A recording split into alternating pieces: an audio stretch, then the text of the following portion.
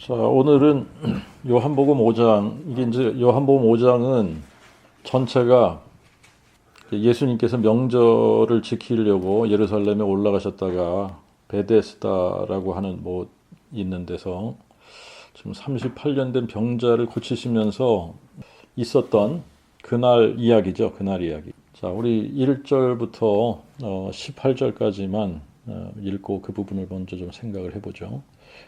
2일 후에 유대인의 명절이 있어 예수께서 예루살렘에 올라가시니라. 예루살렘에 있는 양문 곁에 히브리 말로 베데스다라 하는 못이 있는데 거기 행각 5이 있고 그 안에 수많은 병자 곧 소경과 쩔뚝발이와 혈기 마른 자들이 누워 물의 움직임을 기다리더니 이는 천사가 가끔 못에 내려와 물을 움직이게 하는데 물이 움직인 후에 제일 먼저 들어가는 자는 어떤 병에 걸렸든지 낫게 됨이더라.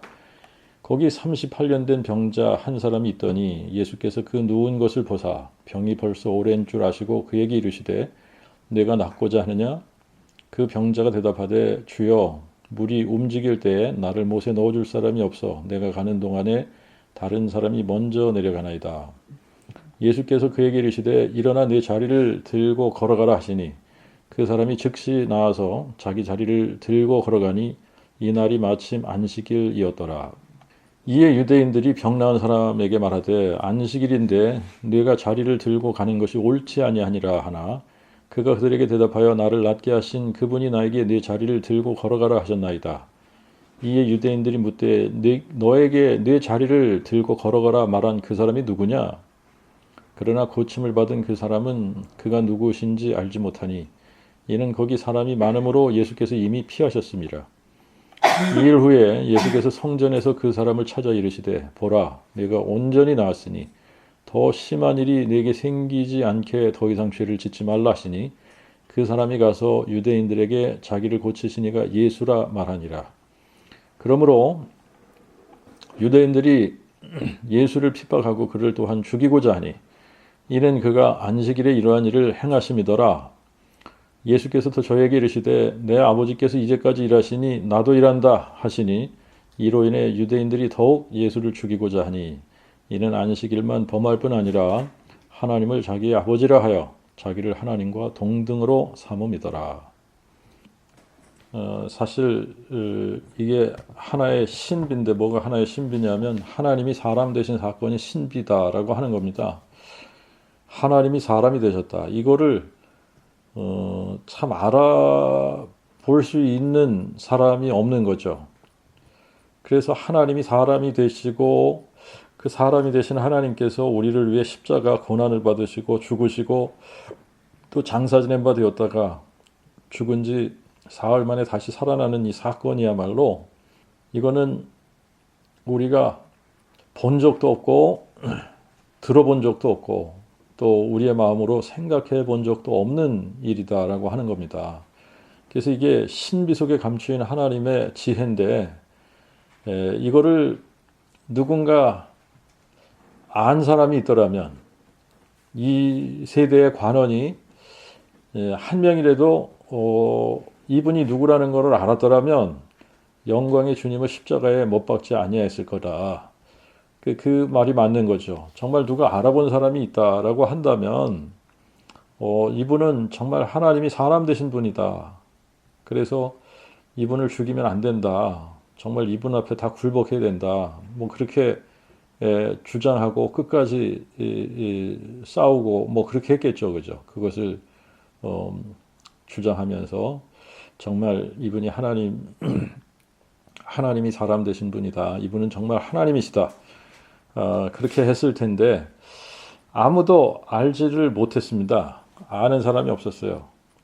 이게 알 수 있는 방법이 없는 게 너무나 또 그게 당연하기도 해요. 그래서 결국은 이제 예수님을 십자가에 못 박는 자리까지 그렇게 이제 가게 되었는데 이제 이 5장을 읽다가 보면 이제 지금 이 사람들이 전혀 이 부분을 알지 못하고 있구나라고 하는 것을 우리가 이제 쉽게 볼 수 있는 부분입니다. 5장 1절을 보면 5장 1절에는 뭐라고 나오냐면 또 유대인의 명절이 있어 예수께 예루살렘에 올라가시니라 이렇게 나옵니다. 제 생각에는 요 유대인의 명절이 뭔지가 그렇게 크게 중요한 게 아닌데 학자들은 이걸 굉장히 중요하게 생각을 해서 왜 그러냐면 이제 요 명절을 유월절이라고 해석을 하는 사람들이 굉장히 많아요. 왜 그러냐면 요걸 이게 유월절이래야 예수님께서 공생애 그 예수님의 그 공생애의 기간이 3년 반이 되는 거다. 그러니까 이거는 유월절이 만든 거다. 그런데 그거는 이제 이런 전제를 하는 거죠. 어떤 전제를 가지고 그런 논리를 펴는 거냐면 요한이 모든 절기들을 다 기록했다. 순서대로 모든 절기들을 다 기록했다는 전제를 가지고 이제 그렇게 주장을 하는 건데 제 유대인들이 예루살렘에 올라가서 명절을 지켜야 되는 그 순회 절기는 세 가지라 그랬죠. 무교절, 오순절, 초막절. 근데 무교절은 유월절, 무교절, 초실절을 다 포함해서 이야기하는 것이라고 했단 말입니다. 그러니까 이제 5장 1절에 나오는 절기는 이 세 절기 중에 하나인데 우리가 4장에서 그 예수님이 이제 명절을 지키기 위해서 예루살렘에 올라가신 것은 오순절이었을 것이다. 그런데 그거는 넉 달이 지나야 추수할 때가 이르겠다라고 너희들이 말하지 않냐라고 하는 그게 이제 힌트란 말이에요. 그걸 가지고 계산을 해보니까 이거는 오순절이다. 그렇게 이야기를 한 겁니다. 그런데 이제 우리가 6장을 가서 보면 6장 4절에 유대인의 명절인 유월절이 가까운지라 그렇게 나와요. 그리고 또 2장에서도 역시 그 이제 2장 13절에 유월절이라는 절기를 분명하게 언급을 해요. 자, 그리고 이제 12장에서도 유월절을 언급을 합니다. 그러니까 이게 이제 유월절 명절이다 그러면은 요한은 분명하게 이게 유월절이다라고 언급을 했는데 여기서 유월절이라고 언급을 안 했기 때문에 합리적으로 우리가 생각을 해보면 요 사건은 어쩌면 지금 오순절과 유월절 사이에 있는 절기 그러면 이제 우리가 합리적으로 추측을 해볼 수 있는 것은 이것이 초막절일 가능성이 크다. 뭐 그럴 수도 있고 그렇지 않을 수도 있습니다만 그럴 수 있을 것이다. 그리고 그 어떤 학자들이 그렇게 주장하듯이 이게 또 유월절인데 그냥 요한이 언급을 안 했을 수도 있는 거예요. 근데 그게 이렇게 크게 중요한 것 같지는 않고 우리가 요한복음을 읽다가 보면 요한은 예수님이 지키신 모든 절기를 다 기록하지 않았다라고 하는 거예요. 그렇기 때문에 이거를 유월절이라고 기록을 하지 않았다고 해서 예수님의 공생의 기간이 뭐 3년 반인데 그게 2년 반으로 줄어들고 그러는 게 아니다라고 하는 거죠. 자, 아무튼 여기서 중요한 것은 예수님께서 명절을 지키기 위해 예루살렘에 올라가셨다. 그런데 이번 장면은 양문곁 베데스다 못의 광경이다. 근데 거기 보면 행각이 5개 있다. 그 안에 수많은 병자들이 모여 있다는 겁니다. 각종 병자들이 모여 있는 거죠. 근데 이제 그 중에 소경들도 있고 쩔뚝발이도 있고 혈기 마른 자들이 있고 등등 여러 종류의 그 병자들이 여기 모여 있는데 이유가 뭐냐? 천사가 가끔 못에 내려와서 물을 움직이게 하는데 물이 움직인 후에 제일 먼저 못에 들어가면 어떤 병에 걸렸든지 다 낫게 된다. 근데 사람들이 그렇게 믿는 겁니다. 그래서 거기 병자들이 몰려오는 거죠. 근데 그 중에 38년 된 병자도 누워있더라라고 하는 거예요. 근데 이 38년 된 병자가 아마 가장 오래된 병자인 것 같아요. 근데 이 사람의 그 이제 상태를 보면은 잘 걷지 못하는 것 같다. 그래서 이제 어떤 사람들은 이 사람이 중풍병자다 이렇게 해석을 하는 사람들도 있죠, 그죠? 그런데 이제 이 14절을 우리가 읽어보면 14절에 보라, 내가 온전히 나았으니 더 심한 일이 내게 생기지 않도록 더 이상 죄를 짓지 말라 이런 말씀을 하세요, 예수님이. 이걸로 보면 이 사람이 그 38년 동안 병에 시달리는 것은 이 사람의 죄로 인해서 그렇게 된 거다라고 우리가 짐작을 할 수 있는 거죠. 자, 그러면 이 사람이 이제 성인이 돼서 어떤 죄의 결과로 이런 병을 얻었다. 그래서 38년이나 되었다. 그러면 지금 이 사람의 나이는 50이 넘은 거예요. 그러니까 50이 넘은 사람이 38년 동안 굉장히 고통스러운 질병에 시달리면서 그 베데스다 못에 있는 그 솔로몬 행각에 나와서 낫기를 소망을 하고 있는데 이게 38년 지난 거죠. 38년. 자, 그런데 이제 우리가 5장을 읽으면서 그 요한의 초점은 이 38년 된 병자에게 있는 게 아니다. 그러니까 이 38년 된 병자를 고쳐주심으로 인해서 하나님께서, 예수님께서 지금 선포하신 것은 뭐냐면 아무리 오래된 병이라도 예수님 앞에서는 이게 아무것도 아닌 거죠. 그죠? 그래서 예수님이 누구이신가를 선포하신 거냐면 예수님이 치료하는 여호와 라파이심을 선포를 하는 거예요. 그 베데스다 못에 들어가야 고침을 얻는 게 아니라 예수님께 와야 고침을 얻는 거다. 예수님이 치료하시는 여호와다. 이거를 분명하게 지금 선포를 하고 있는 건데 사실은 이제 그 부분도 요한이 이야기하려고 하는 초점이 아닌 것 같다라고 하는 거예요. 그러니까 이제 여기서 가장 큰 문제로 대두되는 것은 지금 이 38년 된 병자를 고쳐준 날이 안식일이라는 거예요. 안식일이다. 이게 이제 안식일이라는 것. 그래서 유대인들이 예수님을 죽이려고 한다. 그러니까 유대인들이 예수를 핍박하고 예수를 죽이려고 하는 이유가 16절에 보니까 이는 그가 안식일에 이러한 일을 행하심이라. 그러니까 예수님께서 지금 안식일에 이 병자를 고쳐주셨다라고 하는 것 때문에 유대인들이 지금 분이 나는 거예요. 분이 나요. 그래서 이 분이 나가지고 예수님을 죽이려고 해요. 예수님을 핍박하고 예수님을 죽이려고 하는데 이유가 뭐냐? 안식일을 예수님께서 범하신다는 거죠. 예수님께서 지금 이 38년 된 병자를 고치시면서 하신 말씀이 뭐냐면 일어나 네 자리를 들고 걸어가라 그러셨어요. 그러니까 일어나서 네 자리를 들고 걸어가라 그렇게 말씀하셨어요. 근데 그 말씀을 하시는 순간에 이 사람이 다리에 힘이 생기고 그냥 벌떡 일어나서 자리를 들고 걸어간 겁니다.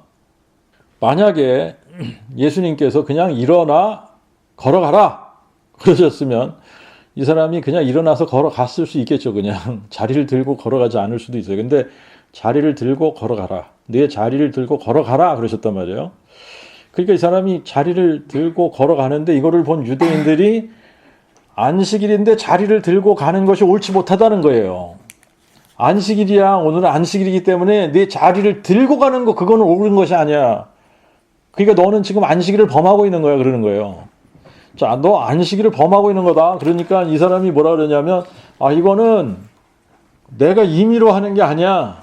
나를 낫게 하신 그분이 나에게 내 자리를 들고 걸어가라고 그러셨기 때문에 내가 자리를 들고 걸어가는 거야. 이런 식으로 이야기를 합니다. 그러니까 유대인들이 뭐라 그러냐면 너에게 자리를 들고 걸어가라고 말한 그 사람이 도대체 누구냐? 그러는 거예요. 그게 이제 무슨 얘기냐면 너에게 안식일을 범하라고 한 사람이 누구야? 이 얘기를 하는 거예요. 너한테 안식일을 범하라고 얘기한 사람이 누구냐 도대체? 그 얘기를 하고 있는 거죠. 그죠? 예수님이 지금 이 38년 된 병자를 고치실 때 안식일을 피해서 하실 수도 있었겠죠. 그리고 또 그냥 일어나서 걸어가라 그렇게 말씀하실 수도 있었겠지만 일어나서 네 자리를 들고 걸어가라고 말씀을 하셨단 말이에요. 그리고 지금 이 예수님이 이 38년 된 병자를 다시 찾아오지 않으셔도 돼요. 그런데 다시 찾아오셨어요. 다시 찾아오셔서 뭐라고 말씀하시냐면 보라 내가 온전히 나았으니 더 심한 일이 내게 생기지 않게 더 이상 죄를 짓지 말라 그러세요. 이 말씀을 하시니까 이 38년 된 병자, 자기가 38년 동안 질병으로 고생을 하면서 이거를 낫기를 소망하면서 그 솔로몬 행각에 늘 와 있던 이 사람이 어떻게 행동을 하는지 한번 보세요. 가서 유대인들에게 자기를 고치시니가 예수라고 말하니라. 자, 자기를 고치시니가 예수라고 일러 바친 거예요. 요한복음은 다른 공관 복음에 비하면 예수님께서 행하신 어떤 그 기적들이 많이 기록된 게 아니에요. 요한복음에는 딱 7가지의 기적이 기록이 되어졌습니다. 근데 요게 세 번째 기적입니다. 2장에서 물이 포도주가 되게 하는 그 사건을 기록을 하셨고, 4장에서는 신하의 아들을 그냥 원격으로 치료해 주시는 것이 기록이 되었고, 5장에서 지금 38년 된 병자를 고쳐주시는 거 기록했고, 6장에서는 오병이어의 기적을 기록을 했고, 또 예수님께서 물 위를 걸으시는 기적, 이거를 기록을 했어요. 그리고 9장에서 소경의 눈을 뜨게 하는 기적, 그리고 11장에서 죽은 나사로를 살리시는 기적, 이렇게 7개의 기적을 기록한 것이 다예요. 그런데 요한복음에서는 지금 이게 세 번째 기적이지만 이미 지금 예수님께서 수도 없이 많은 기적들을 행하신 겁니다. 그리고 유대인들은 예수님이 행하시고 가르치시는 것에 대해서 매우 심기가 불편해 있던 상태에 있었던 거예요. 어느 정도 심기가 불편했냐? 사람을 죽이고 싶어 할 정도로 심기가 불편한 거예요. 저 사람 저 죽여야겠다. 이런 마음을 품을 정도로 예수님께서 행하시는 기적들과 예수님께서 가르치시는 그 가르치심에 대해서 이 사람들은 심히 심기가 불편했었던 사람들이다. 자, 그러면 이제 우리가 진짜 이런 질문을 해봐야 되는데, 예수님이 정말 안식일을 범하신 것이냐? 라고 하는 거예요. 예수님께서 그냥 너는 일어나서 걸어가라 그러셨어도 될 텐데 왜 일어나서 내 자리를 들고 걸어가라고 하셨을까? 분명히 안식일 범했다고 난리칠 것을 아시면서 일부러 그렇게 하신 거 아니냐? 그죠? 그리고 이 병 나은 사람을 찾아가서 더 심한 일이 너에게 생기지 않게 더 이상 죄를 짓지 말라. 이러면 이 38년 된 병자가 예수님 앞에 정말 감사를 드리고 무릎을 꿇고 경배하는 것이 아니라 당신이 내 자존심을 건드렸어? 그러고 예수님을 배신 때린 거죠. 여기서 어떻게 보면 유대인들한테 가서 일러 바치잖아요. 고발하지 않습니까? 나를 고친 사람이 예수란 사람이야? 그러면서 이게 예수님을 고발하는 거에 가서. 그런데 이걸 아시면서도 이 사람을 찾아가서 이렇게 말씀하신 거란 얘기죠. 이게 다 알고 하신 거예요. 그런데 이게 안식일 날 그렇게 됐고, 유대인들은 안식일을 지키지 않는다고 예수님을 죽이려고 한다. 이 16절에 보면 안식일에 이런 일을 행하는 이것 때문에 예수님을 핍박하고 예수님을 죽이려고 한다. 이렇게 기록을 하고 있어요. 여기에 대해서 예수님께서 17절에 뭐라고 반박을 하시냐면, 내 아버지께서 이제까지 일하시니 나도 일한다 그러시는 거예요. 내 아버지께서 이제까지 일하시니 나도 일한다. 자, 이렇게 말씀을 하시니까 유대인들이 더욱 예수를 죽이고자 하더라 그래요. 더욱 예수를 죽이고자 하더라. 자, 안식일을 범하는 거 가지고도 예수를 죽이려고 했는데 이제는 어떤 죄가 하나 더 여기에 가중이 되는 거냐면, 하나님을 자기의 아버지라 하여 자기를 하나님과 동등으로 삼음이더라.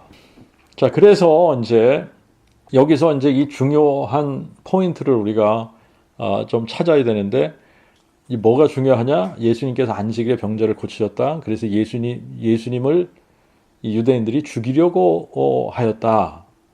그런데 예수님께서 여기에 대해서 뭐라고 말씀하시냐면, 내 아버지께서 이제까지 일하시니 나도 일한다 라는 말씀을 하셨다는 거예요. 그때나 지금이나 유대인들이 아직까지 이해하지 못하는 부분입니다. 이게 기독교인들도 지금 이 안식일에 대해서 오해하는 부분이 상당히 많이 있습니다. 근데 우리가 이제 구약 성경을 읽어보면 하나님이 아주 중요하게 생각하시는 것이 안식일이다 라고 하는 것을 알 수가 있어요. 구약을 읽다 보면 안식일을 기억해서 거룩하게 지켜라라고 하는 말씀이 수도 없이 많이 나옵니다. 이거를 성경에서 몇 번이나 안식이라는 단어가 몇 번 정도 나오는지를 한번 제가 세어봤어요. 세어봤더니 이 안식일이라는 단어가 한 153회 정도가 나와요. 안식일 153회 정도 언급을 하셨다. 좀 넓은 의미로 안식이라는 개념까지 우리가 포함을 하면은 한 197회 정도 언급을 하신 거예요. 우리도 기본적이고 중요한 것들은 우리가 계속 반복을 합니다. 이게 가르칠 때에 중요한 거 계속 반복해서 가르치잖아요. 그죠? 반복하는 거예요. 하나님도 마찬가지예요. 중요한 것은 반복하는 겁니다. 안식일에 대해서 중요하기 때문에 반복하는 거예요. 중요하기 때문에 반복하는데 사람들은 중요하지 않게 생각하는 거예요. 안식일이 너무나 중요해서 이것을 계속 반복해서 말씀하시고 안식일을 기억해라. 안식일을 기억해서 거룩하게 지켜라. 계속 말씀을 하시는데 인간들은 이걸 중요하게 생각 안 하는 거예요. 이게 두 가지 양상으로 나뉘어집니다. 지금은 사람들이 중요하게 생각 안 해요. 그런데 이 당시에 유대인들은 이거를 또 너무너무 중요하게 생각한 나머지 이거를 자기들 나름대로 너무나 이상하게 해석을 해버린 게 또 문제가 된 겁니다. 그런데 이제 우리가 지금 그 안식일에 대해서 여러 가지 이야기를 할 수가 있겠습니다만 오늘은 어떤 질문을 좀 해보고 싶으냐 하면 지금 우리가 이제 어떤 부분을 조금 오해하는 것 같은 생각이 드느냐 하면 이런 부분이라고 생각을 해요. 예수님께서 어떤 말씀을 하신 적이 있냐면 사람이 안식일을 위해 있지 않고 안식일이 사람을 위해 있는 것이다. 이런 말씀을 하신 적이 있어요. 그죠? 그러니까 사람들이 이게 어떻게 이거를 받아들이고 해석을 하냐면 안식일이 마치 사람의 안식일인 것처럼 생각을 하는 사람이 있는 거예요. 자, 그런데 우리가 안식일에 대해서 이제 중요한 질문인데 안식일이 누구의 안식일이냐라고 하는 질문을 해야 되는 거예요. 안식일이 누구의 안식일이냐. 안식일은 이거는 거듭거듭 하나님께서 뭐라고 말씀하시냐면 안식일은 여호와의 안식일이다. 여호와의 안식일이다. 그래서 이제 이 출애굽기에 이 10계명을 주시면서도 하신 말씀이 제4계명 안식일에 대한 계명을 주시면서 일곱째 날은 너의 하나님 여호와의 안식일인즉 그랬어요. 이게 여호와의 안식일이라는 거예요. 제7일은 여호와의 안식일이다. 그래서 일곱째 날은 너의 하나님 여호와의 안식일인즉 너는 아무 일도 하지 말라.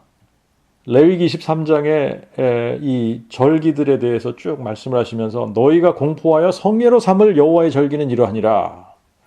엿새 동안은 일할 것이요 일곱째 날은 쉬는 안식일이니 곧 성회라. 너희는 무슨 일이든 하지 말라. 이는 너희가 거하는 각 처에서 지킬 여호와의 안식일이니라. 여호와의 안식일이라 그랬어요. 여호와의 안식일이다. 일곱째 날은 내 하나님 여호와의 안식일인즉 여호와의 안식일이라는 거예요. 여호와의 안식일이기 때문에 너는 아무 일도 하지 말라. 자, 안식일 그러면 뭐하고 연결이 되어지느냐 하면 일하지 말라 하고 연결이 되는 겁니다.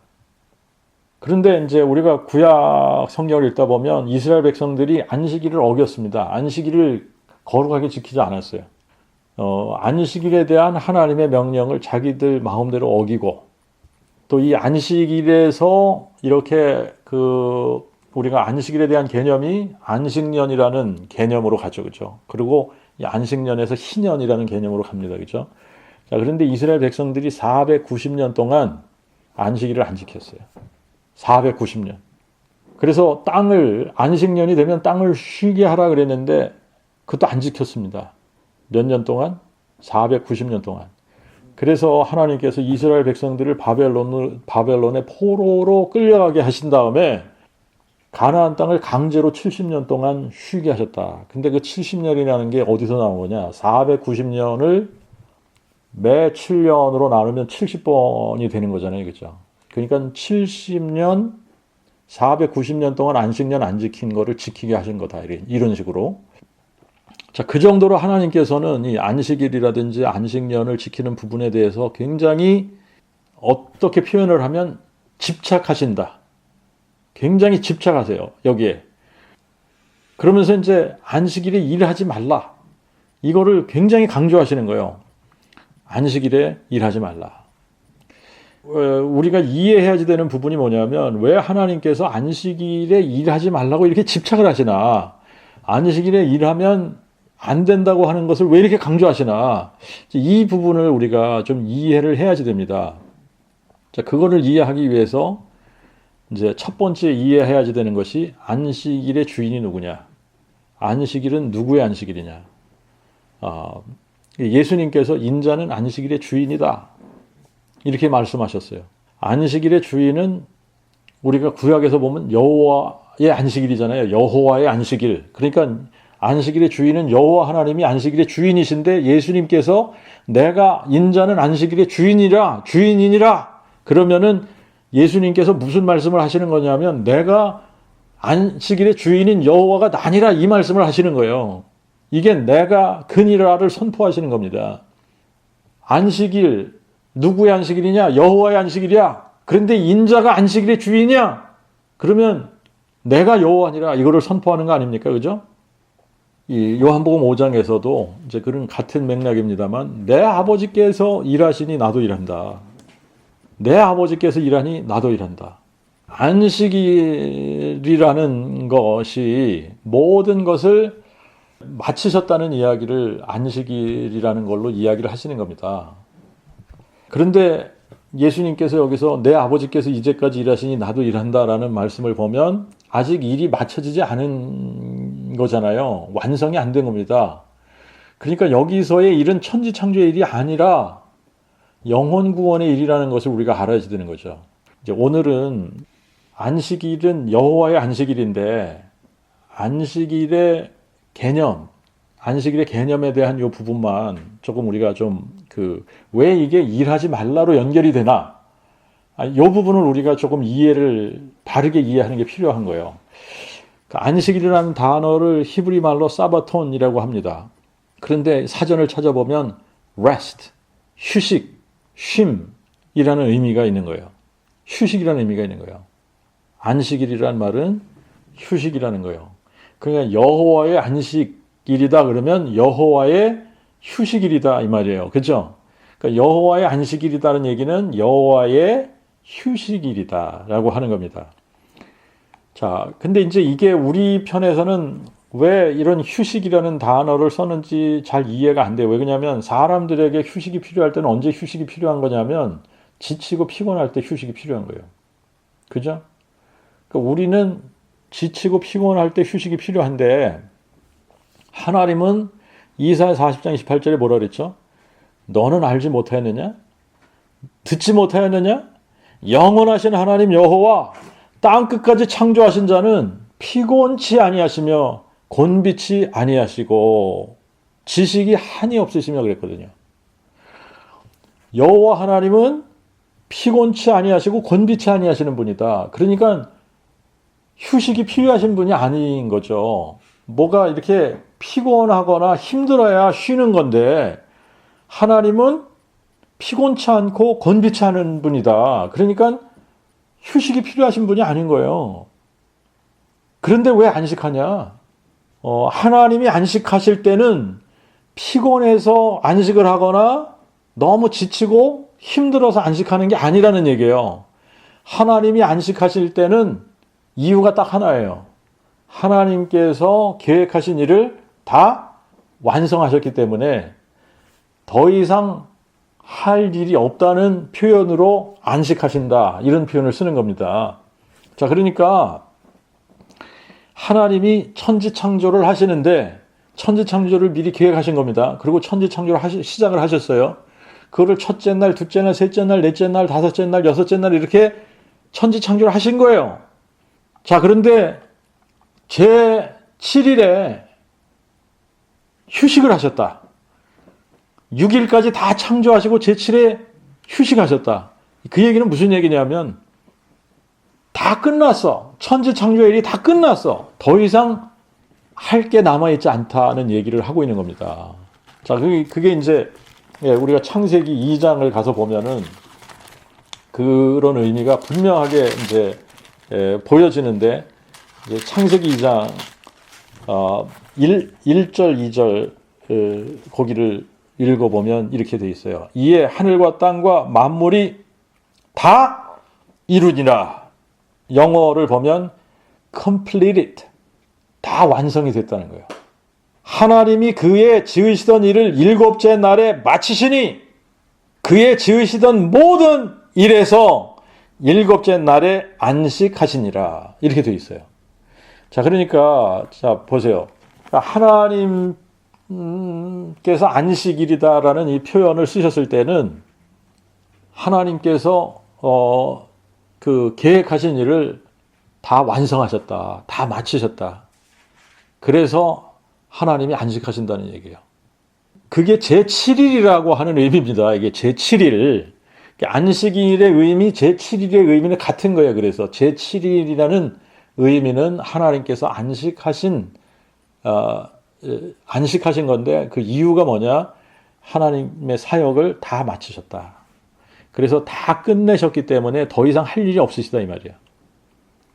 그래서 이제 하늘과 땅을 창조하시는 일에 있어서 하나님이 다 마치셨기 때문에 그 일에 대해서는 더 이상 할 일이 남아있지 않다. 그러니까 하나님께서 안식하신 거다. 이 얘기예요.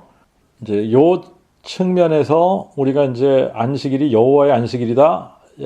이렇게 생각을 하면 그러면 여호와의 안식일이라는 개념은 여호와 하나님께서 천지 창조하시던 일을 7일째 다 마치시고 완성하셨다. 그래서 더 이상 천지 창조에 관한 일은 남아있지 않다. 그래서 여호와의 안식일이라는 걸 기억하라는 걸 그걸 기억하라는 얘기예요. 더 이상 다 완성하고 나면 더 이상 손댈 일이 없잖아요. 그렇죠? 그래서 휴식하시는 거예요. 일하지 않는 거예요. 그게 이해가 안 되면은 왜 안식일에 일하지 말라고 하시는지를 이해를 못 하는 겁니다. 바리새인들이 이제 이게 안타까운 게 뭐냐면 이런 기본적인 개념을 이해하지 못한 상태에서 일하지 말라 그러니까 일하지 말라 여기에만 꽂힌 거예요. 그러니까 일하지 말라라는 부분에 꽂히면서 자기네들 나름대로 일이 뭔가에 대한 정의를 내리기 시작을 한 겁니다. 그러니까 단순하게 하나님은 그 일상적으로 하던 일들에서 손을 놓으라는 얘기인데 그것을 통해서 뭐를 선포해야지 되는 거냐면 뭐 농사를 짓던 사람은 농사일을 그날 안 하는 겁니다.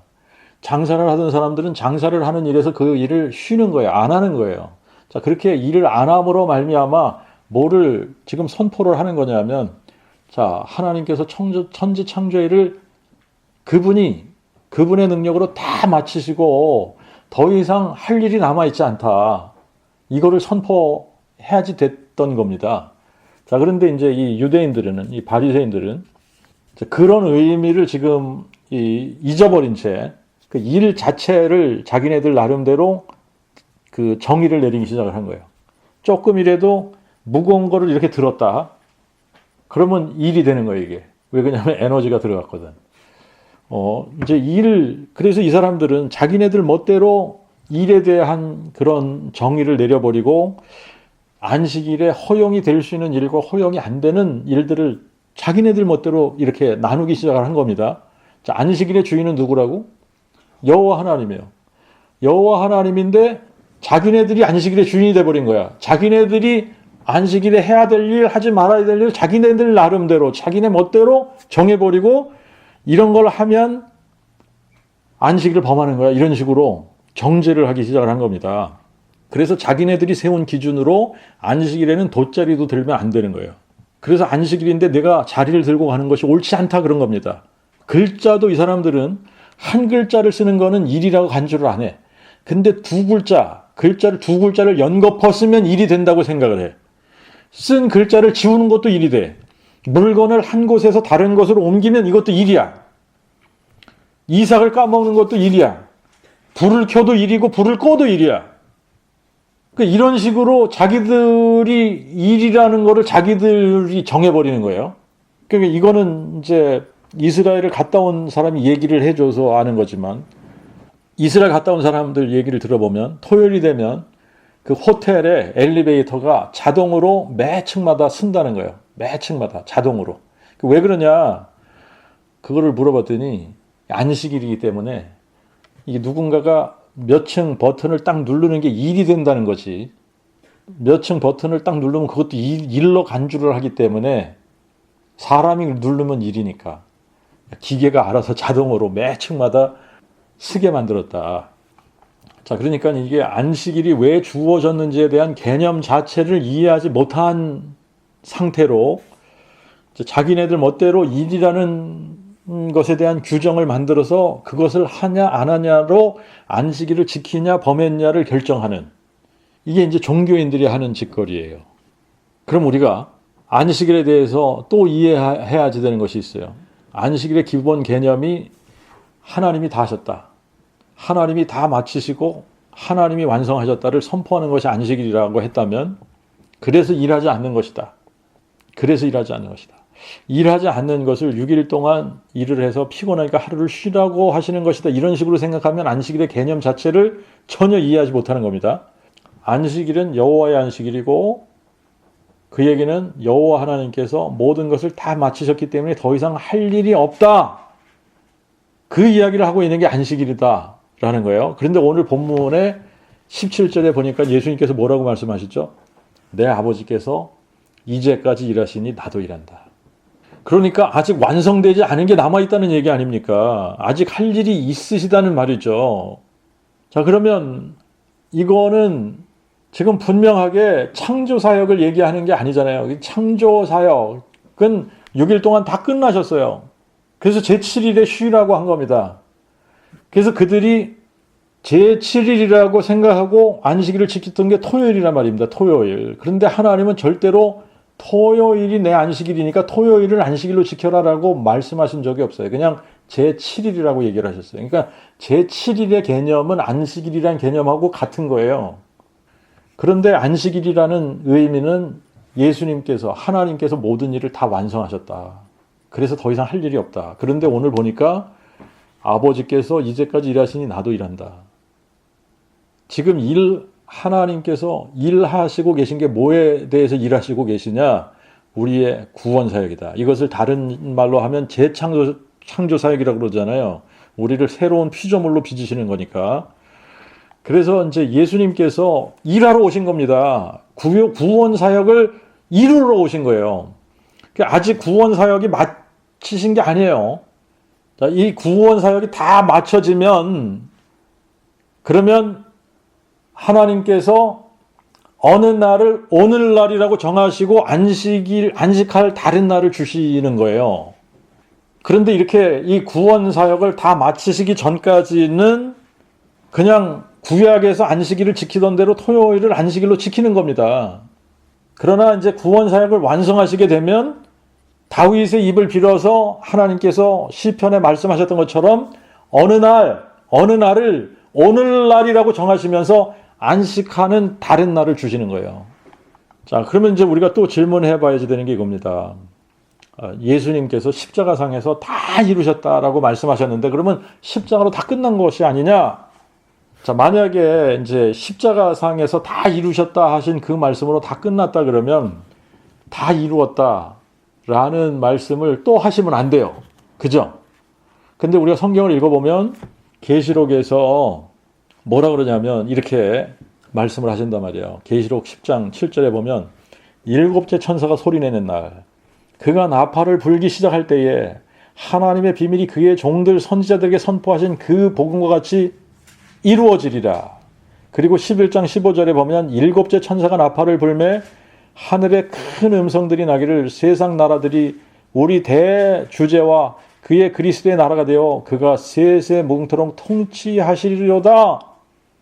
그러면서 여기서 모든 게 다 끝난 것 같이 말씀을 하시는데 다 끝난 게 아니에요. 이게 계시록 16장 17절에 보면 일곱째 천사가 마지막 일곱 번째 대접을 쏟을 때에 하늘의 성소에서 보좌로부터 큰 음성이 나는데 다 이루었다 그러시는 겁니다.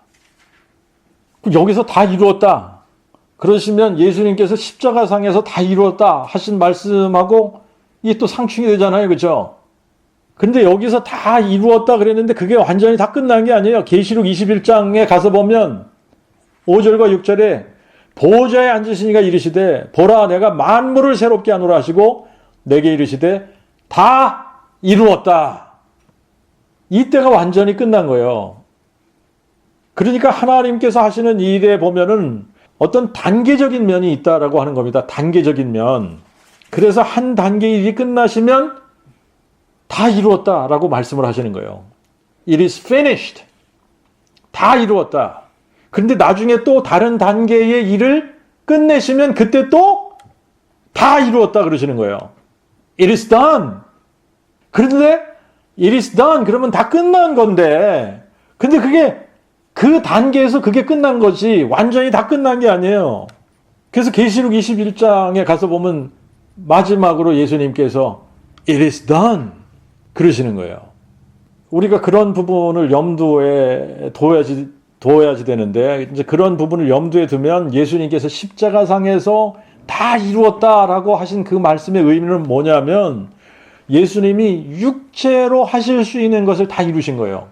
예수님께서 육체로 오셔서 자기의 몸을 속죄의 제사로 주시면서 1단계 그분의 몸이 우리의 속죄의 제사로 드려지는 그 부분에 대해서 그 단계에서 예수님께서 일을 다 이루신 겁니다.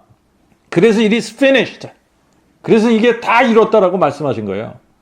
자, 그러면 그 단계에서 예수님이 하실 일을 다 이루셨는데 구원이 이루어지려면 우리에게 구원을 하나님께 주시려면 마귀가 멸해져야 되는데 예수님께서 십자가에 죽으신 사건 가지고는 마귀가 멸해지지 않는단 말입니다. 그러면 마귀가 멸해지는 것은 뭘로 마귀가 멸해지느냐? 예수님이 죽음을 삼키고 승리하셔야 마귀가 멸해지는 거예요. 근데 뭘로 죽음을 삼키고 승리하셨냐?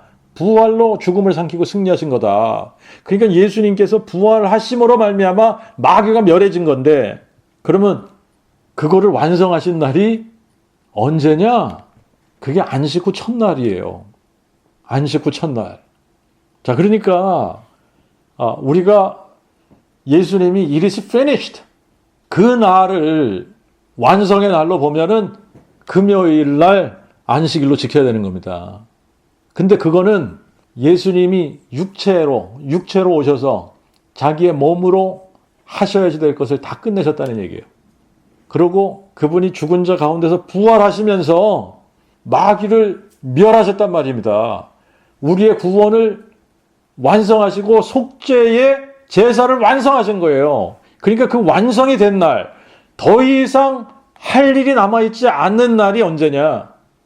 그게 안식 후 첫날이고 그게 오늘날이라고 하는 어느 날을 우리에게 안식할 다른 날로 주신 날이다라고 하는 겁니다. 자, 그러니까 지금 우리가 안식일을 지키는 것은 토요일 날을 안식일로 지키는 것이 아니에요. 주일을 새로운 안식일로 지키는 겁니다. 그러니까 주일에 일하지 않는 것은 무엇을 선포하는 것이냐? 예수 그리스도께서 구속의 사역을 완성하셨다. 그래서 더 이상 할 일이 남아있지 않다. 이거를 선포하는 게 안식일을 지키는 겁니다. 그러니까 이제 안식 후 첫날을 우리가 안식일, 이 주일을 우리가 새로운 안식일의 개념으로 지키는 것은 이날 여호와 하나님께서 우리의 구속에 필요한 모든 것을 다 완성하셨다. 더 이상 우리를 구원하는 데 있어서 더 이상 할 일이 남아있지 않다라고 하는 거예요. 그러니까 우리가 해야 할 일도 없는 거예요. 그냥 그분이 이루신 것을 우리가 쳐다만 보면 구원이 이루어지는 겁니다. 우리는 예수님이 죽은 자 가운데서 부활하신 것을 마음의 눈으로 보고 믿기만 하면 그냥 끝나는 거예요. 부활로 마귀를 멸하셨구나. 부활로 구속 사역을 완성하셨구나. 더 이상 할 일이 남아있지 않구나. 다 이루셨구나. 자, 이게 지금 안식일을 지키는 의미다라고 하는 겁니다. 자, 그러나 이제 예수님께서 이 말씀을 하실 때는 아직 십자가에 죽으시고 부활하시기 전이에요. 그죠? 그러니까 내 아버지께서 일하시니 나도 일한다고 말씀을 하시는 겁니다. 자, 이게 유대인들에게는 엄청난 신성모독죄로 다가온 겁니다. 그래서 유대인들이 예수를 더욱 죽이고자 했다라고 하는 겁니다. 왜? 안식일을 범할 뿐만 아니라 하나님을 자기 아버지라 하여 자기를 하나님과 동등으로 삼기 때문에. 자, 이제 이 부분이 아직까지 유대인들이 이해하지 못하는 부분이라는 겁니다. 하나님이 육체가 되시겠다고 약속하신 거잖아요. 자, 이거를 여러 가지 모양으로 말씀으로도 약속을 하시고 성막이라는 걸로 모형으로도 말씀을 하시고, 자, 이 성막과 성전이 무엇을 의미했는지를 모르고 있었던 거고, 또 하나님이 우리와 함께 하시기 위해서 육체가 되시겠다고 약속을 하셨는데, 그래서 처녀가 잉태하여 아들을 낳으리니 그의 이름을 임마누엘이라 하리라. 그런데 이걸 이해하지 못한 겁니다. 또 한 아기가 우리에게 낳고 한 아들을 우리에게 주신 바 되었는데 그의 어깨에 정사가 메었고 그의 이름을 기묘자라 모사라 전능하신 하나님이라 영존하신 아버지라 평강의 왕이라 할 것임이라. 전능하신 하나님이 영존하시는 아버지가 한 아기로 한 아들로 주신 바 된다고 약속을 하셨는데, 근데 이 사람들은 이게 이해가 안 되니까 어떻게 사람이 돼가지고 하나님이라고 하느냐, 하나님이 어떻게 사람이 되냐, 이거거든요. 이해가 안 되는 거예요, 이게.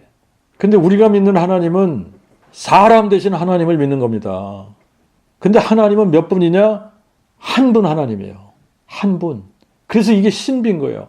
하나님은 한 분이신데, 그리고 그분은 여호와신데, 한 분 여호와신데, 근데 한 분 여호와 하나님이 어떻게 영존하신 아버지로 계시면서 또 한 아기로 한 아들로 주신 바 된 거냐. 이게 너무나도 신비로운 거죠. 그런데 한 아기로 태어난 이 아기는 사람에 의해서 태어난 아기가 아니라 하나님에 의해서 태어난 아기지 않습니까?